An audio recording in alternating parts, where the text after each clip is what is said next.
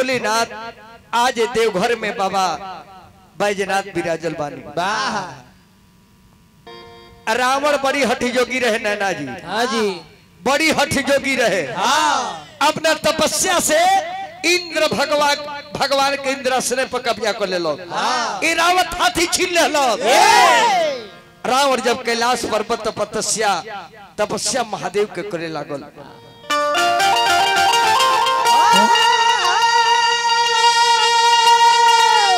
अरे जाई करे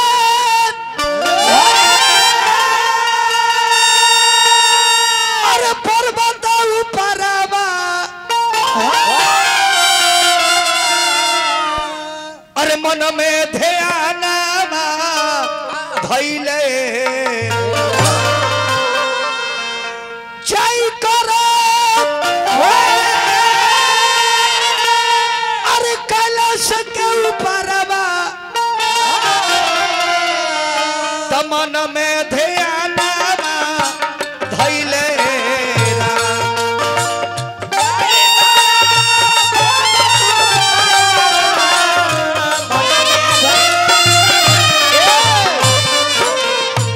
लागल तांडव के मंत्र पढ़े। रावण लागल जाप करे महादेव के कि कैलाश पर्वत आज महादेव का प्रकट कराए अब महादेव के अपने घरे लेके जाए। लेकिन बाबा बैजनाथ के नाम का है बैजनाथ पधराई और वह के 2 मिनट में बताए। शिवाजी के धैले बाटे ध्यानमा शिवाजी के धैली बाटे ध्यानमा इहे आरमानवा बारे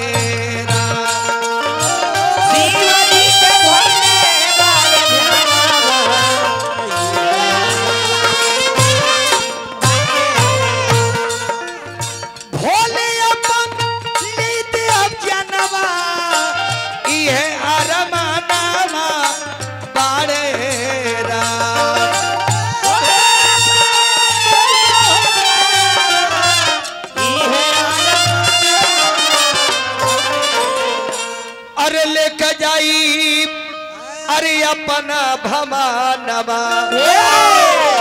अरे लेके जाई बापाना भमानवा तई है आरमानवा बड़िएरा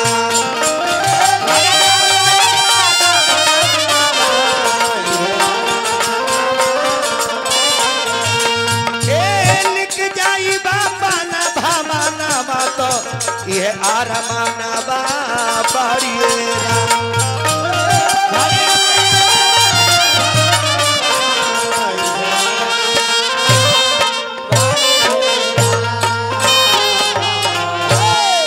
आई मानिए स्वर्गीय दुनाथ चाचा के धर्म पत्नी हमारे के 500 रुपया दिले बानी। हम चाची के गोड़ लागतानी और चाचा का आत्मा के शांति हेतु महादेव से निवेदन करके हे महादेव सावन के महीना आवे अलावा इस चाचा के जहाँ भी रखले हो कि अपना शिव लोक में स्थान जरूर दी। मन में हट गई अब भोले ना सोचता रहे कि घरे ले जाए के कहता आई आज ले हमरा के उठा के लेके गइला कहता जी बाबा चाहे जौन हो जाओ। इतना तपस्याधारी रहे इतना ओकरा में योग रहे इतना हठ रहे इतना हठी रहे कि 200 गर्दन काट के शिव जी के सामने चढ़ा दी। 200 गर्दन काट के कि जब तक ले प्रकट ना होके अपन प्राण हम रुआ खातिर दे दी। अरे मनवा में कोइले बा बिचारी अहंकारी सुना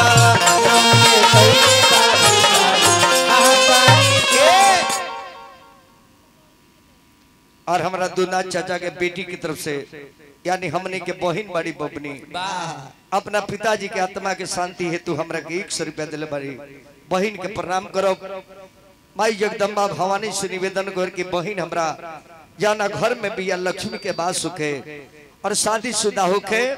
तो नैहर ससुरा दोनों बन रहे। हे पिताजी रुआ बेटी के छोड़ के चल गई लेकिन बेटी के दुलार प्यार रुआ छोड़ के मत जाए। अरे मनवा में कोइला तपधारी अहंकारी सुना मनवा में कोइला मनवा में कैले तप अहंकारी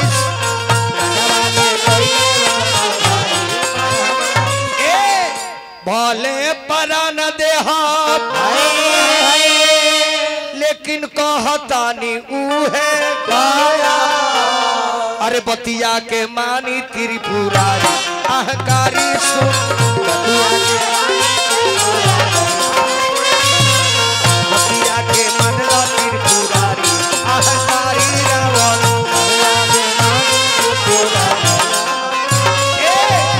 कहले विजेंद्र गाई अरे संगे हमरा चली आई अरे कहले विजेंद्र गाई असंगवा रौरा चली आई अरे बस जैती घारा वासी आई अहंकारी रावण बस जैती घारा वासी आई अहंकारी रावण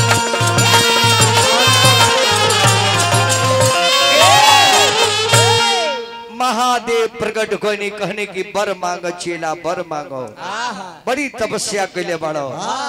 अरे मांगब त मांगब ए चेलऊ अरे हमारा अरे से हो बारदा मांगब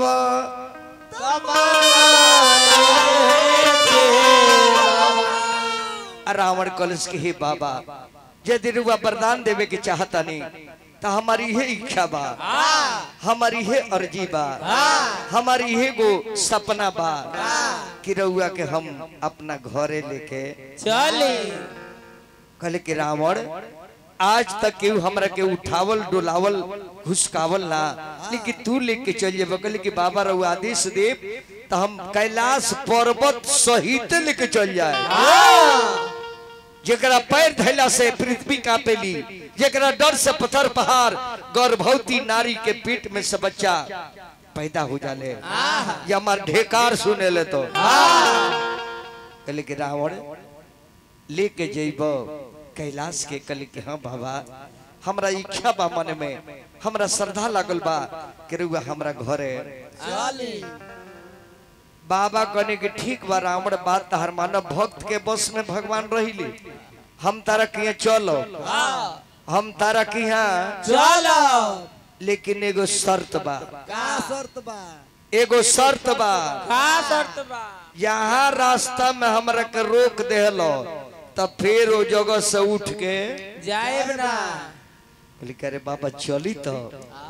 हम परण करतनी के रुआ के रास्ता में छोड़बे ना करो कहले कि रावण ले चला हमरा के लेकिन जहाँ धइल आके पछत जहाँ हमरा के धइल कि बुझा के जीवन भर पछताइल अब बाबा के लेके चल देता है इन्हें देवता लोग सोचा था कि रावण अगर कैलाश पर्वत के लेके जाता दुनिया के लोग का कही कि रावण इशारा राजा लोग के जीते जीते कैलाश पर्वत के निवासी के महादेव के लेके जा रहल बा तले देवता लोग एगो ईश्वर के प्रार्थना करते कि प्रभु बचावल जाओ रावण के हाथ से बचावल जाना तो लंका में चल जाई तो इहो पूजवा कोई हमने के मुश्किलें हो जाए तो देवता लोग जाके भगवान से विनती करता कि हाथ जरी पूजी ले चरण में हरि जी हे नारायण अरुए कन उपाय करी हाथ जरी पूजी ले चरण में हरि जी आ जल्दी करी कवनो जतन में हरि जी जल्दी करी कवनो जतन में जल्दी करी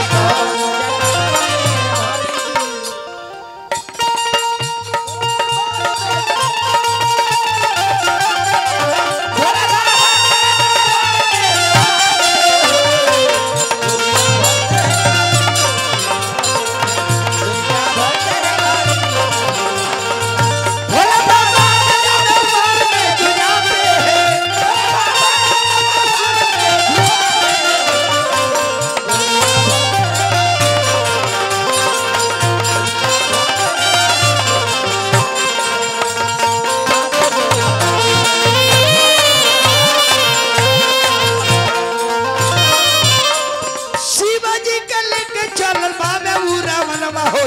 जतनवा करीना अरे शिवाजी के ले चला जतरा मनवा हो जतनवा करीना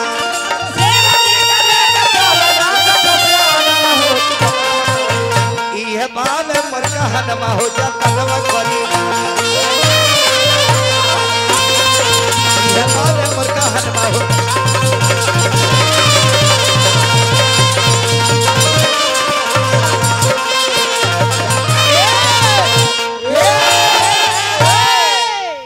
विष्णु भगवान सोचने के देवता लो चिंता मत करी कैलाश पर्वत के लेके रावण जा रहल बा अतः लक्ष्मीपति नारायण अगर महादेव के लेकर लंका में चल जाई तो गांव में के बाजे ढूक जाई आए तो बाबा बोहरी बानी तो सबे पूजा करता अगर बाबा के कब्जा कोई लो आज से दरस परस ना हो तहे वृद्धा के रूप बना के भगवान लक्ष्मीपति नारायण चलल बानी रास्ता में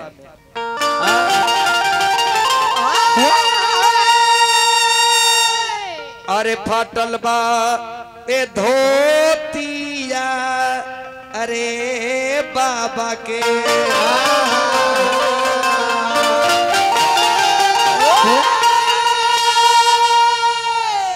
अरे फाटल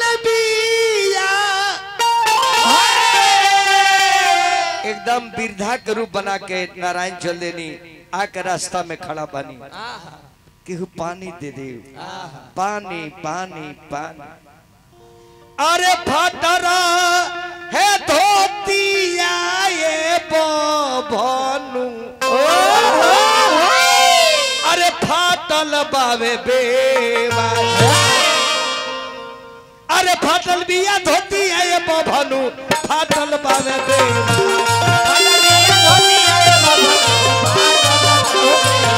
अरे फाटल बिया धोतिया ये बभनु फाटल बिया बेवा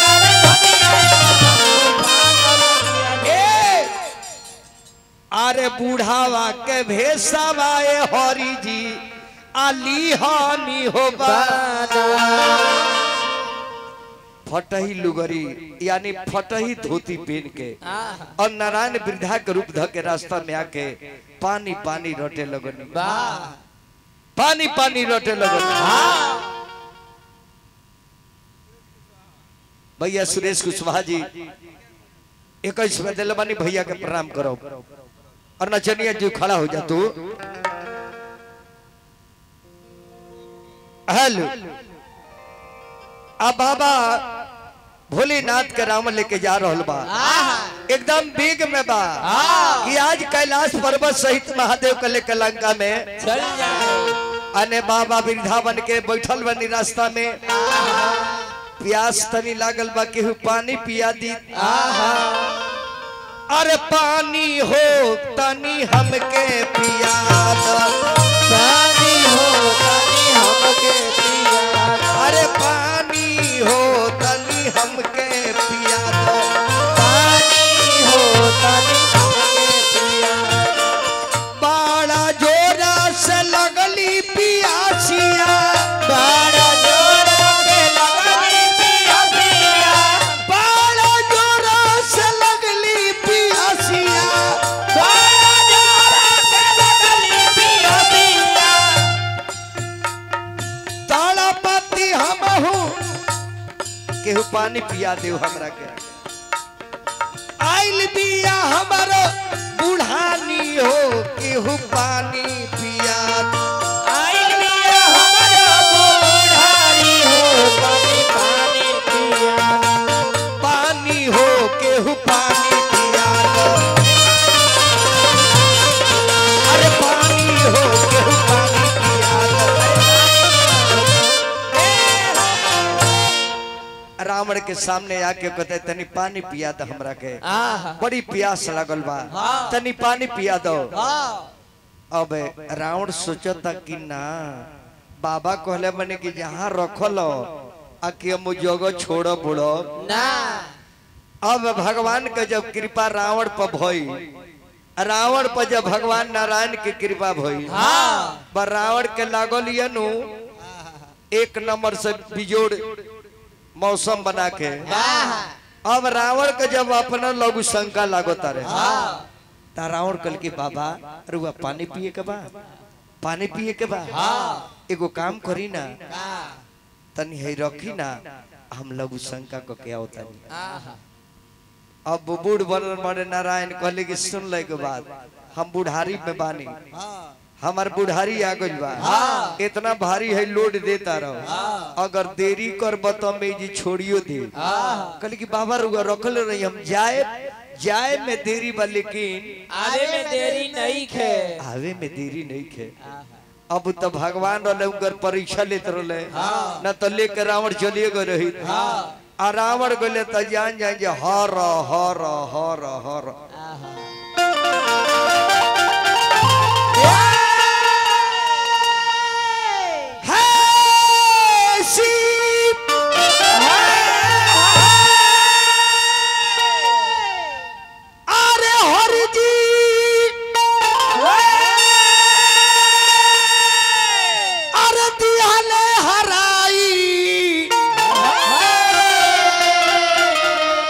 रावण घबराई गइले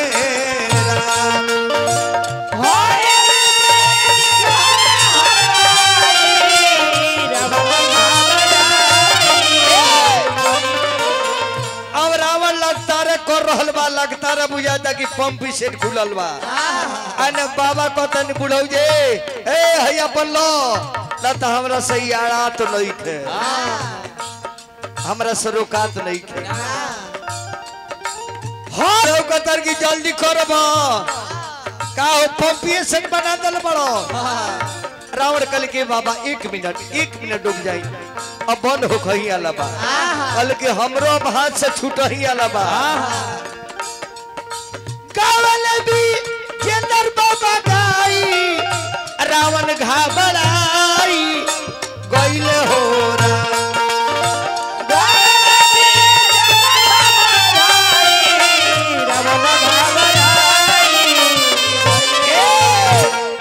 बाबा कल को आई बा कि छोड़ दी आई बा कि छोड़ दी आई बा कि छोड़ दी आतले तोड़ दे तो बाबा बूढ़वा धोइए देता रावण जब आइल तो कलश की ई का अरे चंडाल थे के हई कल की के हई उतना भारी पसेरी धारा दल हम 13 घंटा के ठिका ले बानी तू नहीं ले तुम धरम ना कल की ओ इकर मतलब महादेव कहले बड़ी कि जहां हमरा के रख देबा तहां समझाए बो ना अब वही जान जाए जे जंगल में बाबा के रख के आ रावण क्रोधित होके यहाँ तक ले सुने के मिलेला कि एक केड़ी किसी मलस की ना उठब तो चलो तनी जा जन की बाबा धाम में जाए ओरिजिनल जन महादेव के लिंग बा ओरिजिनल जो लिंग बा ऊपर पैर के एड़ी के चिन्हासी बा रावण क्रोध में आके कलस कि तू जन कहल तन कोइए देलो माने कहलो जे ना उठब तो नहीं उठबो मन नहीं चलबो माने नहीं चलबो तो जा ना चलबो तो एक कीड़ी मार के चल गई एने जन बैजू नाम के ग्वाला बड़े रोज अपन गाय बैल बछरू वही जंगल में चरावता रहे बाबूया हो अरे कहानी हो तनी प्रेमवा से सुनी कहानी हो तनी प्रेमवा से सुनी कहानी हो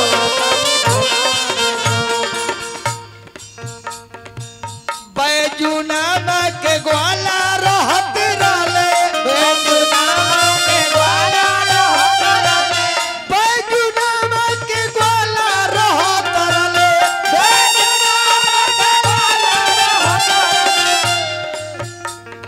रात दिन कइले किसानी हो तनी प्रेमवा से सुनी रात दिन कइले किसानी हो कहानी हो तनी प्रेमवा से सुनी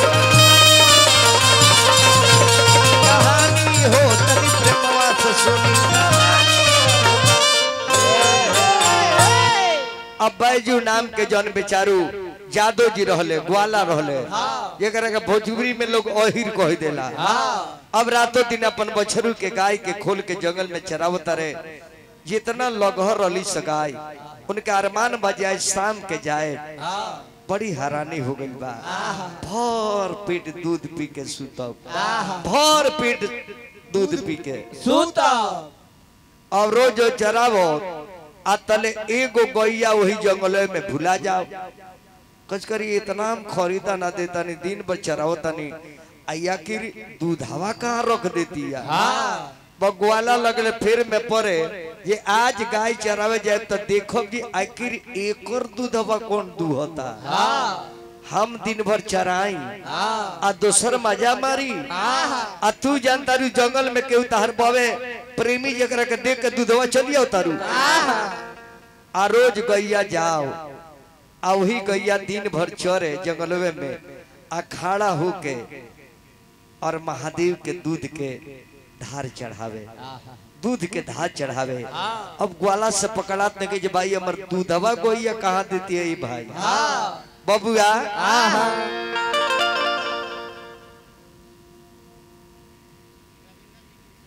रविंदर जी हमरा कोइसागिरी बाबा 100 रुपया दिल बनी, हार्दिक अभिनंदन बा। अब रोज निगरानी में बड़े जे हमार गोइया दूहत कौन बा ऊ कौन बेईमान छोर भइल बा कि चराई हम चराई हम आ दूध पीहे ऊ आज ऊ है जानी है कि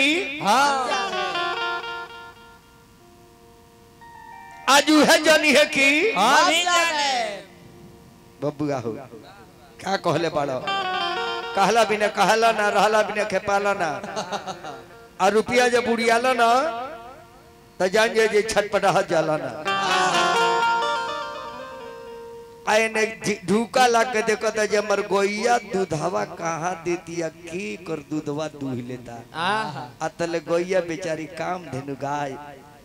और महादेव के ऊपर खड़ा होकर दूध के धार दे रहल बा। कलश की ओ दिन भर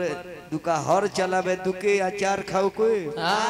चरावत तनी हम देखो तनी हम पानी पियाओ तनी हम आ होई कहा के पत्थर भगवान बड़े वजह सारा घोटत रही, सारा घोटत रहे बलौठिया लेके। अब जान जाए कि चरवाह के मन कैसन वो जानते बानी। लठिया से हुए पत्थरवा के 5 लाठी देहले, 5 लाठी दे, 5 लाठी 5 लाठी जब महादेव पिटैले कहले कि धन भाग एगो कैसन भक्त आई रोज गाय के हमरा के दूध देली आई त आके पनीरे फाड़ देले बा। पनीरे फाड़ जब रोज एक आदत पड़ गई कि रोज हमारे गाय के दूध के पियता, रोज हमरा गाय के दूध के पी जाता। बस जब खाना खाए बैठे तो ओकरा याद पर कि ओ आज मरले नहीं खी आज भोर पर खानावा छोड़ के दौड़ल जाके अब 5 लाठी हुई पत्थर में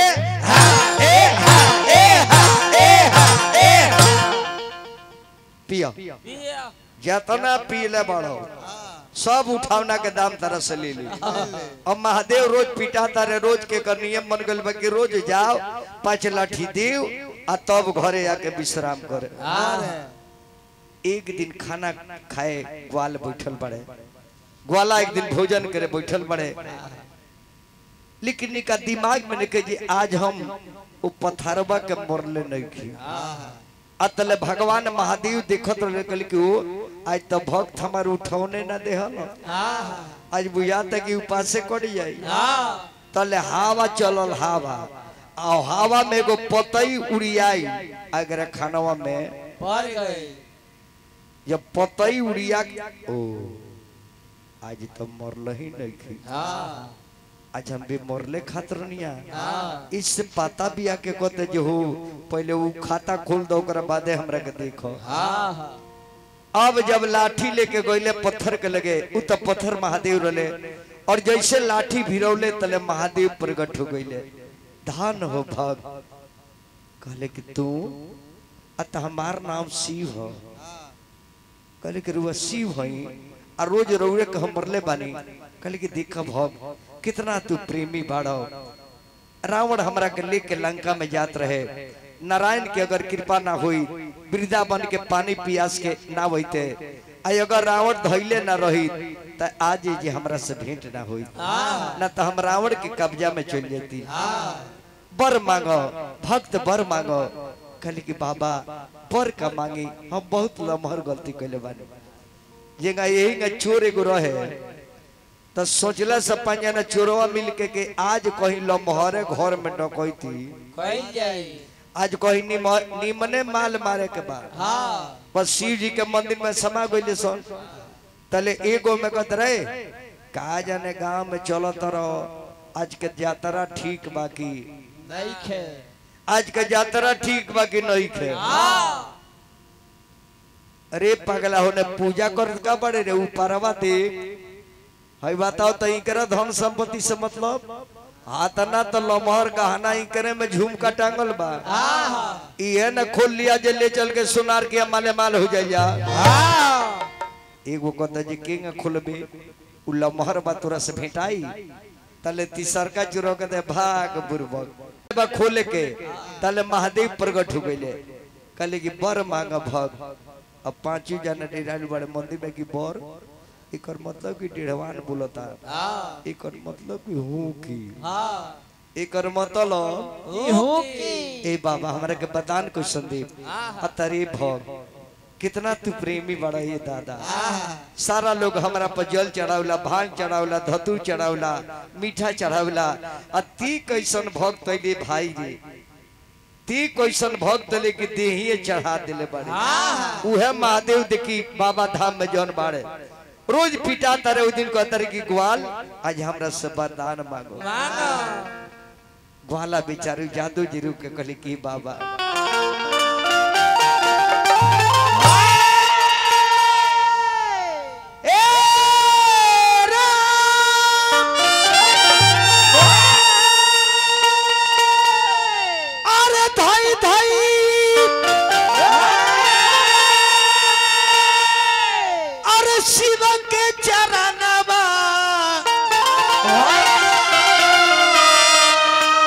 ग्वाला जी रोदाना कोइले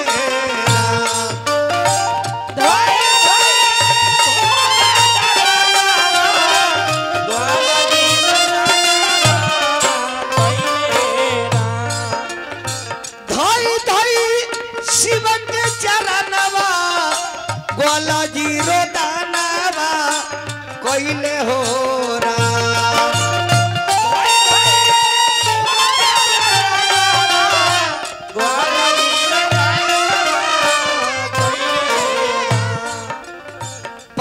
लाठी मरनी रोजानवा, पांच लाठी मरनी रोजानवा तो कैसन बारा दानावा भैलिएरा।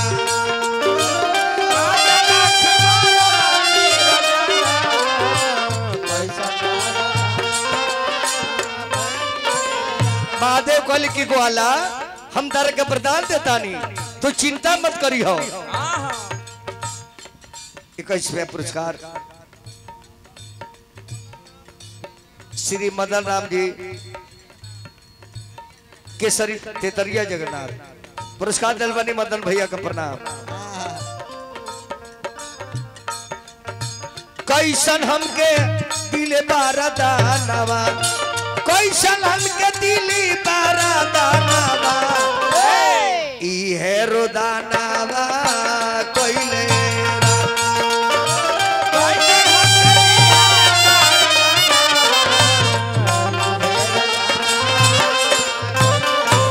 कहले कि भाग ग्वाला तारे का वरदान देता नहीं, तारे का वरदान देता नहीं हो।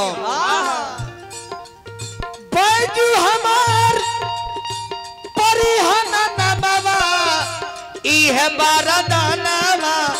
दिलेरा। बैजू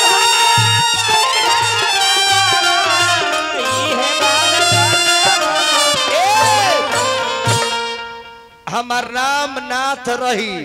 लेकिन हमरा बैजनाथ के नाम से दुनिया पुकारी। पहले बैजू तू आबाद में ना पहले बैजू अतब नाथ